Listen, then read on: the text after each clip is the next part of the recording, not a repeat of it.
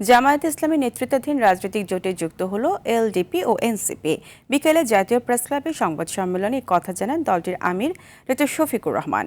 আর রাতে এনসিপির অস্থায়ী কার্যালয়ে সংবাদ সম্মেলনে জোটে যুক্ত হওয়ার আনুষ্ঠানিক ঘোষণা দেন দলটির আহ্বায়ক নাহিদ ইসলাম।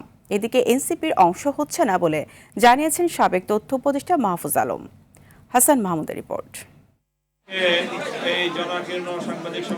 নির্বাচন সামনে রেখে জামায়াতে ইসলামীর নেতৃত্বাধীন ৮ দলীয় জোটে যোগ দিয়েছে এনসিপি ও এলডিপি। এতে জোটে দলের সংখ্যা হলো ১০। বাংলাদেশ গড়ার জন্য রোববার জোটের পক্ষে আনুষ্ঠানিকভাবে এ তথ্য জানান জামায়াতের আমির ডাক্তার শফিকুর রহমান। বলেন, আরও কয়েকটি দল এই জোটে যুক্ত হওয়ার ইচ্ছা প্রকাশ করলেও বর্তমান বাস্তবতায় আর কাউকে সঙ্গে নেওয়া যাচ্ছে না। আমাদের একটি মজবুত নির্বাচনী সমঝোতা, সারা বাংলাদেশের ৩০০ আসনে আমরা বসে নিজেদের মধ্যে আলাপ আলোচনার মধ্য দিয়ে বিভিন্ন আসন আমাদের মধ্যে আমরা নির্ধারণ করেছি। যেহেতু দুইটা দল একেবারে শেষ পর্যায়ে এসে আমাদের সাথে তারা মিলিত হয়েছেন, আরও অনেকগুলা দল তারা আগ্রহী ছিলেন, বাট এই প্রক্রিয়া এই মুহূর্তে এখানে সম্পৃক্ত করা আমাদের জন্য খুবই দুরূহ হয়ে গেছে। এদিকে রাতে রাজধানীর বাংলা মোটরে দলের অস্থায়ী কার্যালয়ে সংবাদ সম্মেলনে নতুন এই জোটে যুক্ত হওয়ার আনুষ্ঠানিক ঘোষণা দিয়েছেন জাতীয় নাগরিক পার্টির আহ্বায়ক নাহিদ ইসলাম।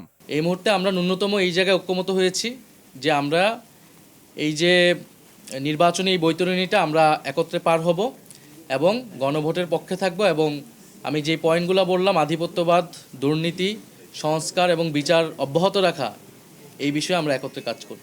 দল থেকে নেতাদের পদত্যাগ নিয়েও প্রশ্নের মুখোমুখি হন নাহিদ ইসলাম। আমাদের এখানে যে কোনো সিদ্ধান্তের ক্ষেত্রে দ্বিমত থাকতে পারে, বিরোধিতা থাকতে পারে। সংখ্যাগরিষ্ঠ তারা কিন্তু আমাদের কাছে জানিয়েছে যে তারা এটার সাথে ঐক্যমত পোষণ করছে, সম্মতি রয়েছে।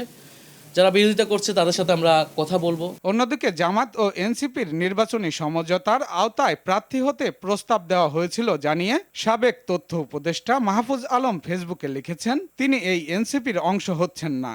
এনসিপিকে বিগ জুলাই আমব্রেলা আকারে স্বতন্ত্র উপায়ে দাঁড় করানোর জন্য সব চেষ্টা করার কথা উল্লেখ করে তিনি লিখেন, অনেক কারণেই সেটা সম্ভব হয়নি।